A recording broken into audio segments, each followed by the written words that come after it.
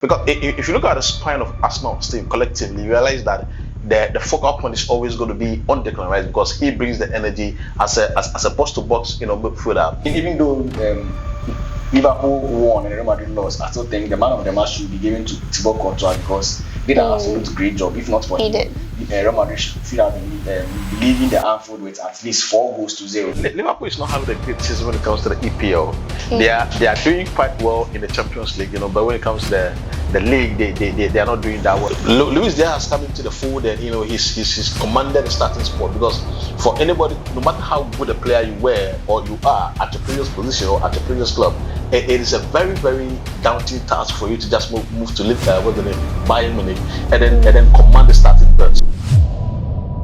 Hello sports lovers, welcome to our media sports. Today we are going to talk about the Champions League games. Okay, my name is Margaret and I have here with me Force and Courage. Okay, so we had Arsenal versus Slavia Prague, Liverpool versus Real Madrid, and also PSG versus Bayern. Okay, so let's talk about this particular games. Let's focus on the Arsenal versus Slavia Prague. How did you find that game? It was very, very interesting. Arsenal are on red hot form, back-to-back wins. They've won about 6 or 7 games on a trot in the Premiership, and then also in the Champions League, they've been that deadly. So Slavia Prague are just the latest butcher house. Yes, so just went there and then picked up all 3 points massively, scoring 3 goals and then securing all 3 points. So it was a very, very nice game. We won the game, and you see that Arsenal are that team, the team to beat this season, especially in the Champions League, because they do well last season, and then they are continuing just from there. So look at a player like Bukayo Saka. He came in with a bang just from injury.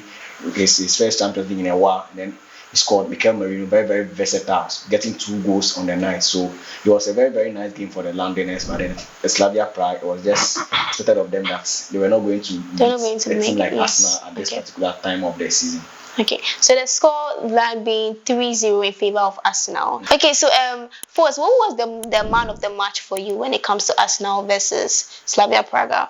Well, I think it's going to be Declan Rice, because at the end of the day, the energy he brings to the team, because if you look at the spine of Arsenal's team collectively, you realize that the focal point is always going to be on Declan Rice because he brings the energy as a box-to-box, midfielder, somebody who gives you much more energy when it comes to the attacking third and then the defensive duty as well. So to me, I would say that practically it is Declan Rice because of what he added to the team against Slavia Prague. But at the end of the day, Prague wasn't going to cause any major problems or upset when it comes when against Arsenal, but still the team had to put in the shift, to be able to get a win.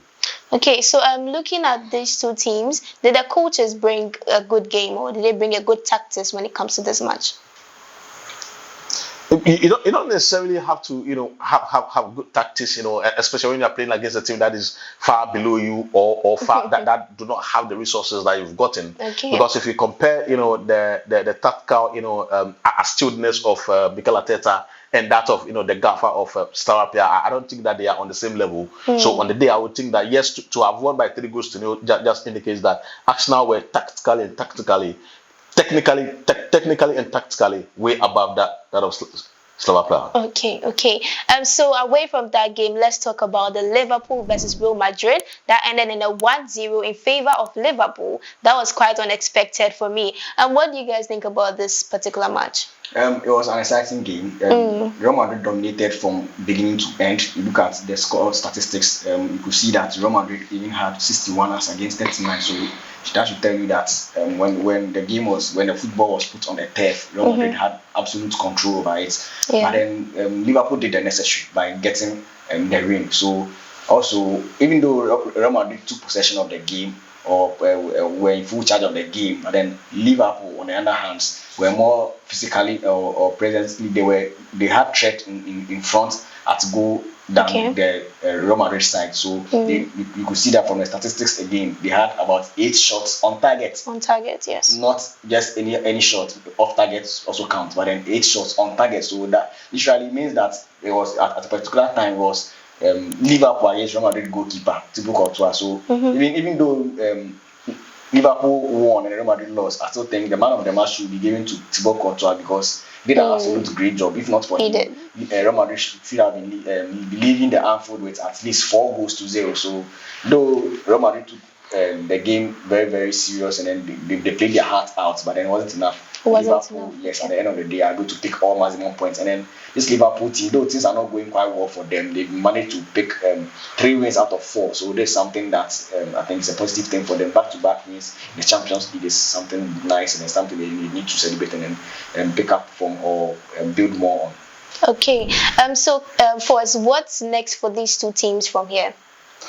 Well, they now would have to, turn their attention and focus to the league, because remember Liverpool is not having a great season when it comes to the EPL. They are doing quite well in the Champions League, but when it comes to the league, they are not doing that well. But I think a couple of days ago, they did beat Aston Villa by 2-0.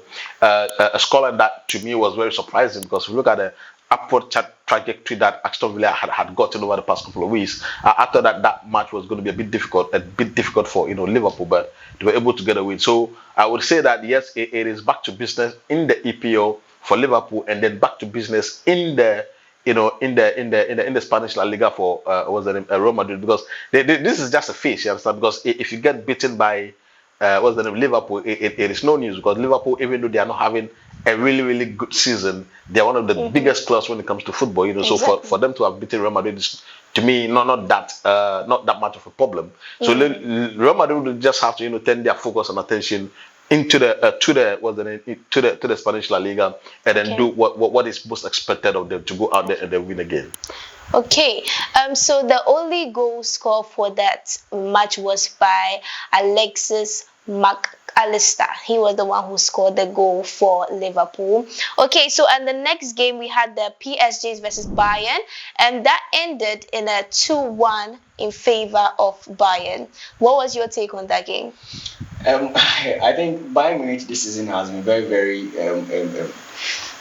fire. Yes, that's the word I should use. Yes, they've been on fire, because they beat Chelsea. It's just 4 weeks into the Champions League, and they've beaten teams like Chelsea and then PSG. Very, very strong teams. These teams are on any day should be playing the quarterfinal, semi, or in the final proper. So if Bayern Munich are able to beat all these teams in the group stages, that should tell you that Vincent Kompany and his boys are doing very, very well. Yeah. They are a team to beat this particular season, because beating them by not just any goal, but not just by lack or something, but then huge margins. 2-1 is huge, and then beating Chelsea by 4 or 3 goals was also huge. So meaning they are on top form, and then they are a team to beat. If you look at what Vincent Kompany has been able to achieve with this team, they are top of the league in the German Bundesliga, and then also currently lie second on the league log in the Champions League. I think Arsenal are a bit above them. Yes, perhaps when we are entering the studio, so I don't know what I'm talking about. So meaning this Bayern team is one of the giants in this particular tournament, and already are going to be the champions at the end of. So kudos to them. They have to play the second half with a numerical disadvantage. The goal scorer leads theirs. You see the red card at the end of the first 45 minutes. So they only played the second half with 10 men, but then they went all to at least secure a win against this the title holders, the PSG team. So it's a very performance that they should be very, very proud of. Okay, so we know of Lewis scoring 2 goals for Bayern, and what's your take on how Lewis is doing? How do you see him? And though he got a red card during the game, but what do you think his performance was tonight? Well, I'm not surprised, you understand, because from when he left, from when he went to Liverpool, and then the performances that he put in at Liverpool, but he's coming to a new setup, and he's coming to replace Sadio Mane, right? Because Sadio Mane did not really have a great season when he went to Germany, but Luis Diaz has come into the fold, and he's commanded the starting spot, because for anybody, no matter how good a player you were or you are at your previous position or at your previous club, it is a very, very daunting task for you to just move to Bayern Munich, and then command the starting berth. So for him to have commanded the starting berth, in already solidified team, means that what he's adding something to the table, and he's adding goals and assists. So as a winger or as an attacking player, these are the most important qualities that he should have. And I can say confidently that he's added a bit of an attacking threat apart from what Harry Kane gives to Liverpool. He's also an outlet, because if you look at the way they score their goals, the goals are all around. Even though it is Harry Kane who scores the most,